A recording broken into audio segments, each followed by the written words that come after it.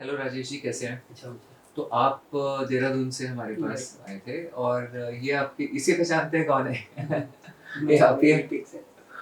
तो आपका हमने ट्रांसप्लांट किया था जनवरी में, यस, यानी कि आज से कोई 8 महीना 8 पहले। महीने पहले। हाँ, 7-8 महीना।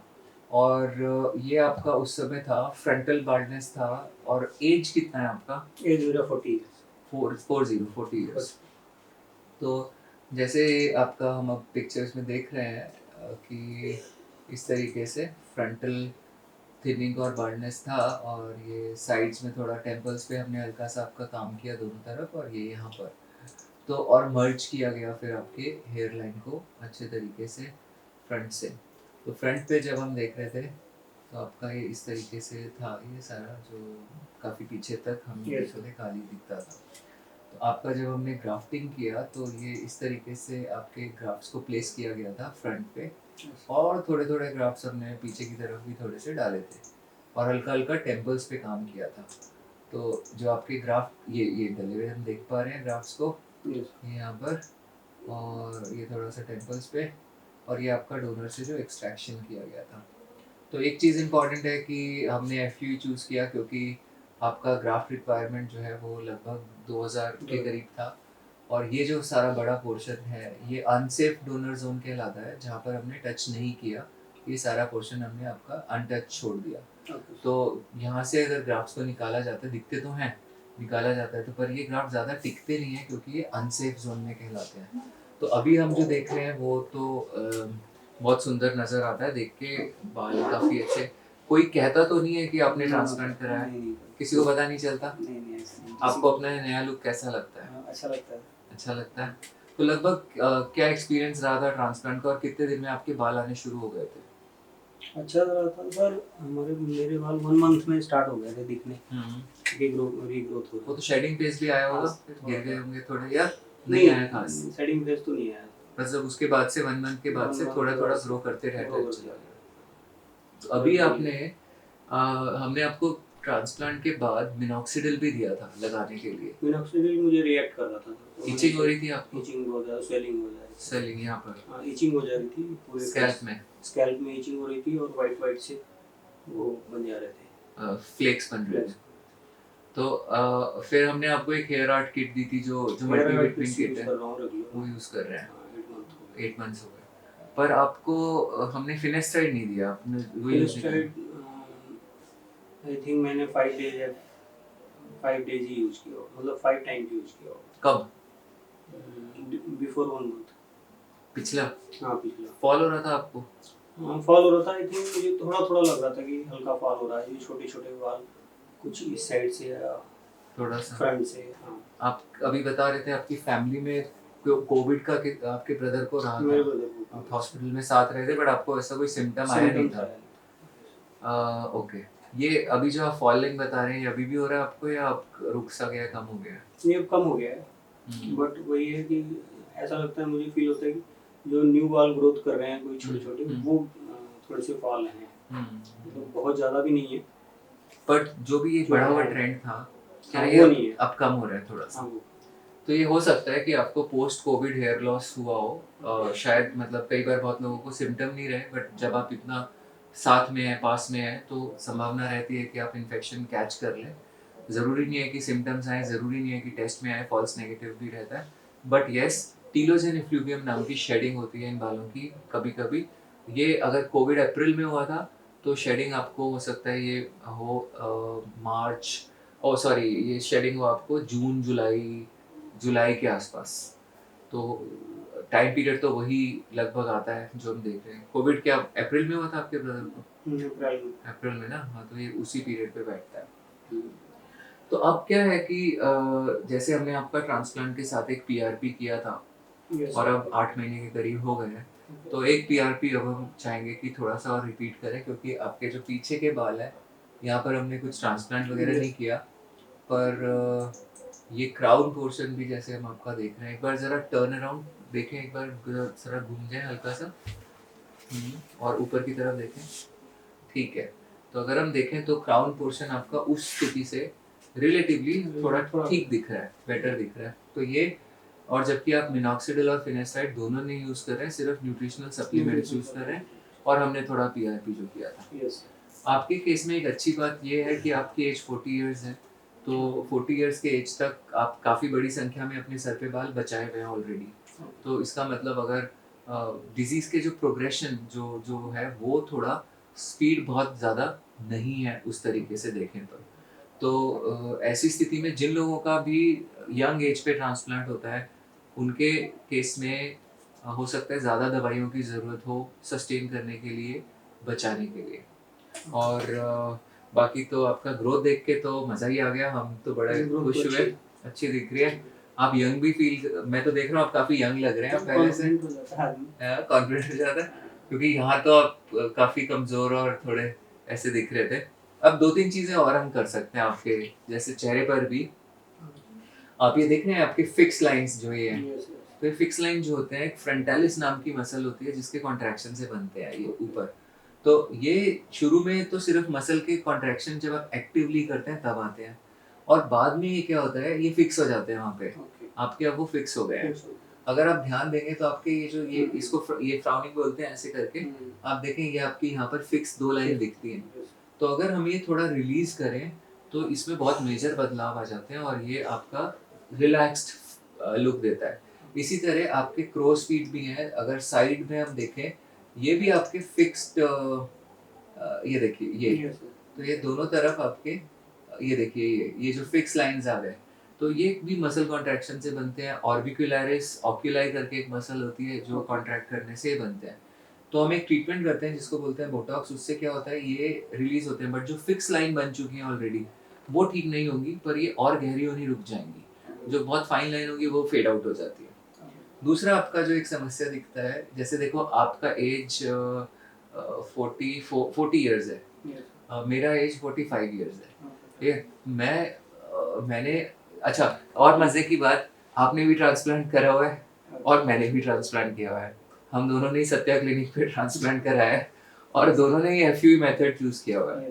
तो वो लोग जो ये सोचते हैं कि सत्या क्लिनिक पे सिर्फ एफयूटी होता है, आप अभी इस फ्रेम में 2 लोग देख रहे हैं, राजेश जी और मैं, और हम दोनों ने एफयूई करा हुआ है। तो ऐसा नहीं है कि एक ही मेथड, आपके सर्जन को दोनों मेथड्स आने चाहिए, किस व्यक्ति में कब क्या यूज़ करना है ये फिर हमें देखना है कि उस केस की मेरिट के हिसाब से, उस केस की ज़रूरत के हिसाब से हम डिसाइड करें, ना कि हम डिसाइड करें कि भाई हमें एक ही टेक्निक आता है हम यही टेक्निक करेंगे।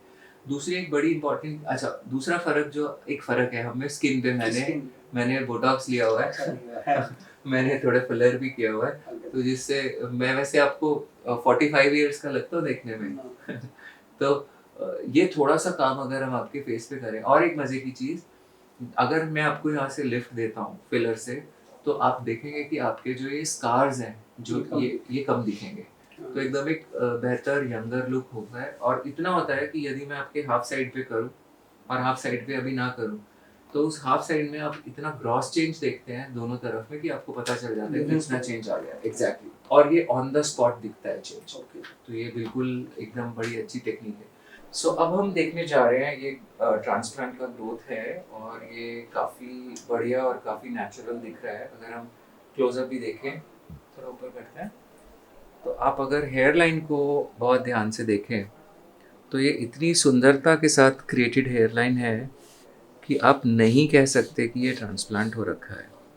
कोई भी नहीं कह सकता, मैं अगर खुद भी देखूं तो मैं ये नहीं कह सकता कि ये ट्रांसप्लांट हो रखा है।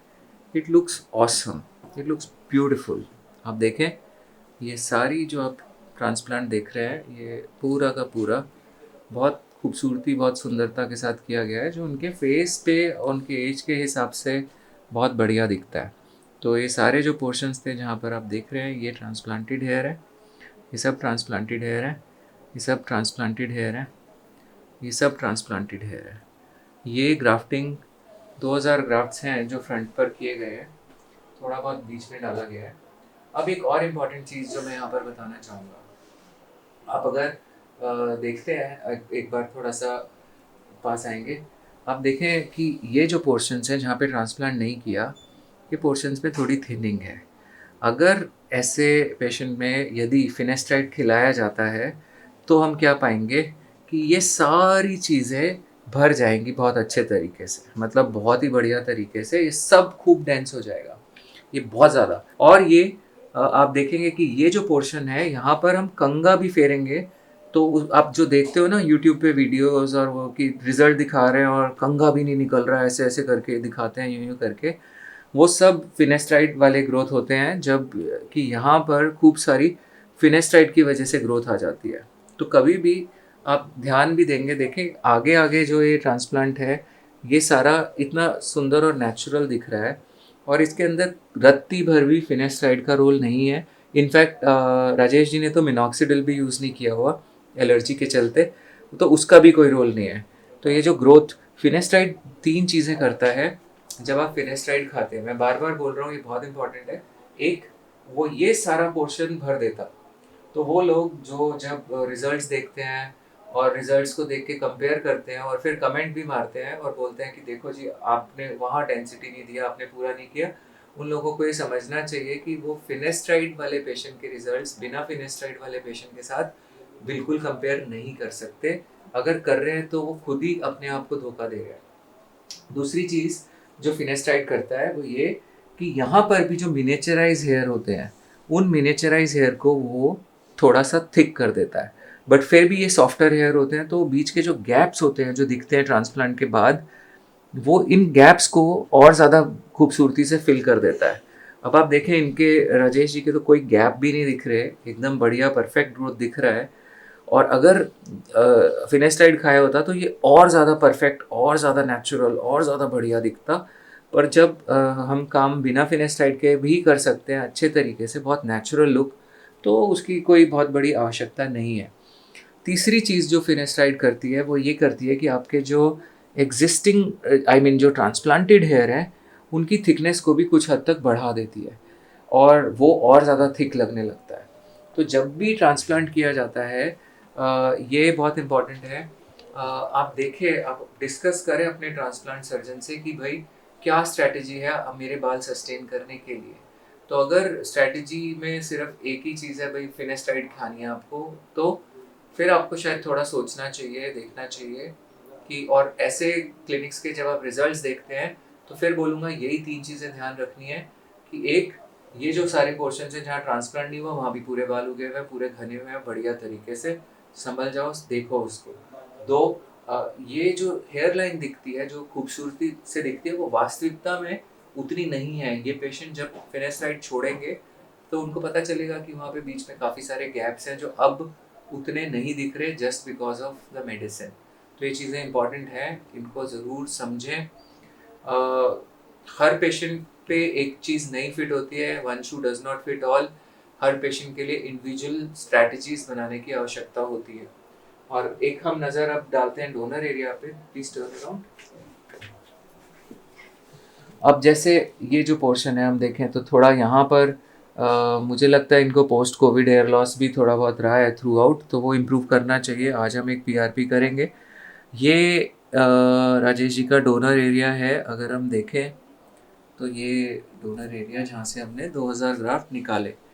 हम चाहते तो और भी ग्राफ्ट निकाल सकते थे यहाँ से, इनका डोनर काफ़ी अच्छा है और आप देखें तो ऐसा कुछ खास पता नहीं चल रहा देखने में। और क्योंकि नंबर ऑफ़ ग्राफ्ट्स भी बहुत ज़्यादा नहीं निकाले गए हैं तो ये काफ़ी ठीक दिख रहा है। पर हर किसी का डोनर ऐसा नहीं होता, काफ़ी सारे लोग ऐसे भी होते हैं जिनका बिना एक्सट्रैक्शन के प्राइमरी डोनर भी यहाँ से जो अभी राजेश जी का दिख रहा है उससे वीक नज़र आता है। तो जब डोनर एक जैसा नहीं है तो डोनर स्ट्रैटेजी भी एक जैसी नहीं हो सकती, विच इज़ वेरी इंपॉर्टेंट। तो थैंक यू राजेश जी, बहुत बहुत शुक्रिया, बहुत ही खूबसूरत और सुंदर बाल दिख रहे हैं आपके।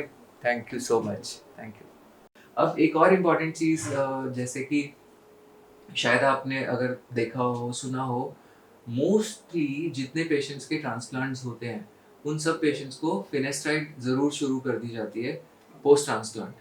आपको तो हमने नहीं करी, बट ज़्यादातर लोगों को फिनेस्ट्राइड शुरू कर दी जाती है। अब इसकी वजह से होता क्या है कि आपके जो एग्जिस्टिंग हेयर होते हैं काफ़ी इम्प्रूव करते हैं, काफ़ी ज़्यादा, मतलब बहुत ज़्यादा। तो ट्रांसप्लांट के रिजल्ट्स और ज़्यादा बेहतर नज़र आते हैं और ज़्यादा बढ़िया तरीके से दिखते हैं। बट अगर हम ट्रांसप्लांट के रिजल्ट बिना फिनेस्टाइड की मदद के भी ऐसे दे सकते हैं तो फिर तो बढ़िया बात है बहुत।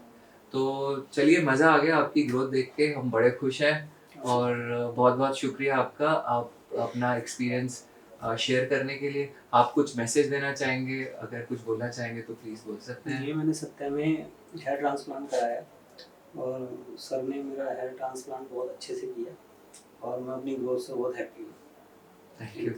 Thank you so much. And अगर आप भी अपना करेक्ट असेसमेंट चाहते हैं कि क्या टेक्निक आपके लिए ठीक रहेगा, FUE या FUT, और कितने ग्राफ्ट्स करने चाहिए, और सबसे इम्पोर्टेंट कि क्या मैनेजमेंट करना चाहिए आपके एग्जिस्टिंग वालों को सस्टेन करने के लिए। अगर हो सकता है आपको बताया गया हो कि आपको 8-10 PRP कराने हैं, हो सकता है आप कहीं दूर रहते हो, आप जा भी ना सकते हो, और इसी चक्कर में आप सोचे चलो मैं अपने घर के आसपास ही PR ट्रांसप्लांट करा लूँ कि भाई PRP चाहिए होते हैं बाद में इतने सारे। तो ऐसा नहीं है। और दूसरा, हर पेशेंट को ज़रूरी नहीं है कि फिनेस्टाइड पे ही रखा जाए। किसी पेशेंट में ज़रूरत है, किसी में नहीं है। किसी पेशेंट को उससे प्रॉब्लम्स हो सकती हैं, साइड इफ़ेक्ट्स हो सकते हैं। और कब इस्तेमाल करना है, ये बहुत सारी चीज़ें हैं जो आपके सर्जन के साथ आपको इन डेप्थ डिटेल में डिस्कस करनी चाहिए। अगर एक ही स्ट्रैटेजी हर पेशेंट के लिए अपनाई जा रही है तो आप कुछ भी खास नहीं हो, आप कुछ भी मायने भी नहीं रखते हो किसी क्लिनिक के लिए या डॉक्टर के लिए। और उस स्थिति में आप जो भी ट्रीटमेंट करा रहे हैं वो कितना कस्टमाइज और कितना लास्ट करेगा, हम उसको लेके संदेह है हमें। तो ध्यान रखिएगा इन सब चीज़ों का। और शुक्रिया, थैंक यू, लव योरसेल्फ।